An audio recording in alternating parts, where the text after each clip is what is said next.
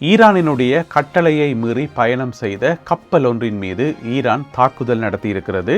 இது குறித்த மேலதிக விவரங்களை இந்த காணொளியில் பார்க்க இருக்கின்றோம். பிரித்தானியாவினுடைய புதிய பிரதமர் வரும் திங்கட்கிழமை பதவியேற்க இருக்கின்றார். அது குறித்த சில செய்தி குறிப்புகளையும், உலகமே ஆவலுடன் எதிர்பார்த்து காத்திருக்கின்ற மிக முக்கியமான உதைபந்தாட்ட போட்டி இங்கிலாந்து அணிக்கும் பிரான்ஸ் அணிக்கும் இடையில் இன்று இரவு நடைபெற இருக்கிறது. அந்த போட்டி சம்பந்தமான சில முக்கியமான சுவாரஸ்யமான குறிப்புகள் உள்ளன. அவற்றையும் இந்த காணொளியில் பார்க்கலாம். தமிழடியான் வேர்ல்டு யூடியூப் சேனலுக்கு உங்கள் அனைவரையும் வருக வருகவென அன்புடன் வரவேற்கின்றேன். வாருங்கள் காணொளிக்குள் போகலாம். ஹோமுஸ் நீரிணை பகுதியில் ஈரானினுடைய கட்டளையை மீறி பயணம் செய்த ஒரு கப்பல் மீது ஈரானிய கடற்படையினர், அதாவது இஸ்லாமிய புரட்சிகர காவல் படையினுடைய கடற்படையினர் தாக்குதல் நடத்தி அந்த கப்பல் தீப்பிடித்து எரிவதாக தகவல்கள் வெளியாகி இருக்கின்றன. இந்த தாக்குதல் வெள்ளிக்கிழமை இரவு இடம்பெற்றிருக்கிறது. என்ன சம்பவம் என்று கேட்டீங்கன்னு சொன்னால், தாய்லாந்து நாட்டு கொடியுடன் ஒரு கப்பல் ஒன்று போயிருக்குது ஹோமுஸ் நீரிணை பகுதியில். அந்த கப்பலுக்கு கட்டளை வழங்கியிருக்கிறார்கள் இஸ்லாமிய புரட்சிகர காவல் படையினர். ஆனால் அந்த கட்டளையை மீறி அந்த கப்பல் தொடர்ந்தும் பயணம் செய்ததன் காரணமாக அதன் மீது தாக்குதல் நடத்தப்பட்டிருக்கிறது. இந்த கப்பல் சம்பந்தப்பட்ட மேலதிக விவரங்கள் இனி இன்றைக்கு காலம்தான் வெளியாகும் என்று சொல்லி எதிர்பார்க்கப்படுகிறது. அந்த கப்பலில் என்ன விதமான பொருட்கள் இருந்தது, பணியாளர்களுக்கு ஏதாவது நடந்ததா, என்ன ஏது என்று சொல்லி தெரியல. இரவு தான் இந்த தாக்குதல் நடைபெற்றிருக்கிறது.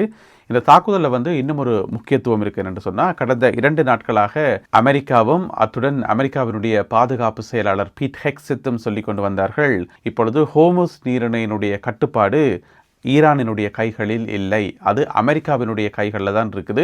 ஈரானினுடைய செயல்பாடுகள் அங்கிருந்து அகற்றப்பட்டுள்ளன, ஹோமுஸ் பகுதியிலிருந்து அகற்றப்பட்டுள்ளன என்று சொல்லி அறிவிக்கப்பட்டிருந்தது. இப்போ பார்த்தீங்கன்னு சொன்னால் ஈரான் தாக்குதல் நடத்தி இருக்கிறது. எனவே ஹோமுஸ் நீரிணை எப்பொழுதும் ஈரானினுடைய கைகளில் தான் இருக்கு என்றதை காட்டுறதுக்காக இந்த தாக்குதல் ஒரு அடையாள தாக்குதலாக நடத்தப்பட்டிருக்கலாம் என்று சொல்லி சர்வதேச ஊடகங்கள் சுட்டிக்காட்டியுள்ளன. இனி மேலதிக விவரங்கள் காலையில் வெளியாகும் என்று சொல்லி எதிர்பார்க்கப்படுகிறது. உடனடியாகவே இதற்கு பதிலடி வழங்கும் விதமாக ஈரானினுடைய கார்க் தீவிற்கு தானே, அதாவது வளைகுடால, பாரசீக வளைகுடால இருக்கக்கூடிய கார்க் தீவில் அந்த கார்க் தீவில் ஒரு கப்பல் தரித்து நின்றிருக்கிறது. அதாவது நாங்கள் சொல்லுவோம் டொக் போட்டு நிற்கிறேன்னு சொல்லி, அந்த மாதிரி தரித்து நின்றிருக்கிற கப்பல் மேலே அமெரிக்கா தாக்குதல் நடத்தியிருப்பதாக, அமெரிக்காவினுடைய விமானப்படையினர் தாக்குதல் நடத்தியிருப்பதாக இன்னும் ஒரு தகவல் ஒன்று வெளியாகி இருக்கிறது. அதாவது அமெரிக்காவால் 7வது நாளாக, தொடர்ந்து 7வது நாளாக வெள்ளிக்கிழமை இரவு பல தாக்குதல்கள் நடத்தப்பட்டிருக்கின்றன. வெள்ளிக்கிழமை நேற்றிரவு பார்த்தீங்கன்னு சொன்னால் இரவு 10:30 மணிக்கு ஈரானிய நேரம், உள்ளூர் நேரம் இரவு 10 மணிக்கு தாக்குதல்கள் ஆரம்பிக்கப்பட்டதாக சொல்லப்படுகிறது. பல நகரங்களை, வழக்கமாக தாக்கப்படுகின்ற பந்தர் அப்பாஸ் பகுதியாக இருக்கலாம், சிரிக் பகுதியாக இருக்கலாம், கேசம் தீவு உள்ளிட்ட பல பகுதிகளை இலக்கு வைத்து அமெரிக்கா தாக்குதல் நடத்தி இருக்கிறது. இந்த தாக்குதல்களினுடைய சேத விவரங்கள் சம்பந்தமாக புதிய தகவல்கள் எதுவுமே வெளியாகல. இருந்த போதிலும் கூட பல தாக்குதல் சம்பவங்கள் இடம்பெற்று வருவதாக சொல்லப்படுகிறது.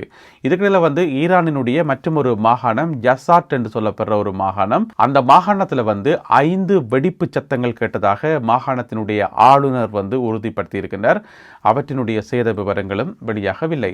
அதே நேரம் தற்போது கிடைக்கப்பெற்ற மற்றொரு செய்தி என்னென்று சொன்னால், இப்போ செய்தி சொல்லிக் கொண்டிருக்கும் போதே வந்துருக்கின்ற செய்திகள் என்னென்று சொன்னால், அமெரிக்காவுக்கு சொந்தமான ஒரு ட்ரோன் ஒன்று சுட்டு வீழ்த்தப்பட்டதாக ஈரான் அறிவித்திருக்கிறது. ஈரானினுடைய இஸ்லாமிய புரட்சிகர காவல் படையினர் அறிவித்திருக்கின்றார்கள். அதாவது ஹோமுஸ் நீரிணைக்கு அண்மையாக தாக்குதலை நடத்த வந்த ட்ரோன் ஒன்று, அதாவது MQ-9 என்று சொல்லப்படுகின்ற அந்த வகையான ட்ரோன் ஒன்றை தாங்கள் சுட்டு வீழ்த்தியிருப்பதாக ஈரானினுடைய இஸ்லாமிய புரட்சிகர காவல் படையினர் அறிவித்திருக்கின்றார்கள். தாக்குதல்கள் தொடர்ந்து இடம்பெற்று வருவதாகவும் சொல்லப்படுகிறது. அதேவேளையில் பஹ்ரைன் மீது நடத்தப்பட்ட தாக்குதலில் பலவிதமான சேதங்கள் ஏற்பட்டிருப்பதாக, அமெரிக்காவுக்கு பல சேதங்கள் ஏற்பட்டிருப்பதாக ஈரான் அறிவித்திருக்கிறது. மிக முக்கியமாக 2 தளங்கள் தாக்கப்பட்டுள்ளனவாம். அந்த 2 தளங்களில் முதலாவது தளம் பார்த்தீங்கன்னு சொன்னால் ட்ரோன் டிப்போ, அதாவது ஏராளமான ட்ரோன்களை கொண்டு நிறுத்தி வைக்கிற ஒரு இடத்தின் மீது தாக்குதல் நடத்தப்பட்டதாகவும் அந்த இடம் அழிக்கப்பட்டதாகவும் ஈரான் உரிமை கோரியிருக்கிறது. இது பஹ்ரைனில் இடம்பெற்ற சம்பவம். அதே போல் பஹ்ரைனில் இருக்கக்கூடிய மற்றொரு முக்கியமான தளம் என்னென்று சொன்னால் செயற்கை நுண்ணறிவு தளம், ஆர்டிஃபிஷியல் இன்டெலிஜென்ஸ் சென்டர் ஒன்று தாக்கப்பட்டிருப்பதாகவும், அது பஹ்ரைனுக்கு சொந்தமான ஒரு சென்டராக இருந்த போதிலும் கூட அமெரிக்காவுக்கு அதிலே பங்குகள் உள்ளன என்று சொல்லி ஈரான் அறிவித்திருக்கிறது. எனவே செயற்கை நுண்ணறிவு தளம் ஒன்றை தாங்கள் தாக்கியிருப்பதாக ஈரான் இப்பொழுது உரிமை கோருகிறது. பிரித்தானியாவினுடைய புதிய பிரதமர் பதவியேற்கின்றார் வரும் திங்கட்கிழமை ஜூலை மாதம் 20ஆம் தேதி திங்கட்கிழமை புதிய பிரதமர் பதவியேற்கின்றார். உங்களுக்கு தெரியும், ஏற்கனவே இருந்த பிரதமர் கியர் ஸ்டார்மர் அவர்கள் பதவி விலகியிருந்தார். இருந்த போதிலும் கூட புதிய பிரதமர் பொறுப்பேற்கும் வரை, கடமைகளை பொறுப்பேற்கும் வரை அவர் தொடர்ந்தும் பதவியில் இருப்பார் என அறிவிக்கப்பட்டிருந்தது. எனவே திங்கட்கிழமை காலை மன்னர் சார்ல்ஸ் அவர்களிடம் சென்று தன்னுடைய பதவி விலகல் கடிதத்தை ஒப்படைப்பார் முன்னாள் பிரதமராக இருக்கக்கூடிய கியர் ஸ்டார்மர் அவர்கள். அதுக்கு பிறகு அவர் இந்த பதவி விலகலை ஏற்ற உடனே புதிய பிரதமருக்கு பதவி பிரமாணம் செய்து வைப்பார். புதிய பிரதமர் ஆண்டி பெர்னம், அதாவது வடக்கினுடைய கிங் என்று அழைக்கப்படுகின்ற மிக முக்கியமான ஒரு அரசியல்வாதி, லேபர் கட்சியினுடைய மிக முக்கிய அரசியல்வாதி. அதாவது மான்செஸ்டர் நகரத்தில் நீண்ட காலமாக மேயராக இருந்து பல அதிரடியான மாற்றங்களை கொண்டு வந்தவர் ஆண்டி பெர்னம் அவர்கள் இப்பொழுது ஒட்டுமொத்த பிரித்தானியாவுக்கும் பிரதமராக வரப்போகின்றார். பல திட்டங்களை அறிவித்திருக்கின்றார்.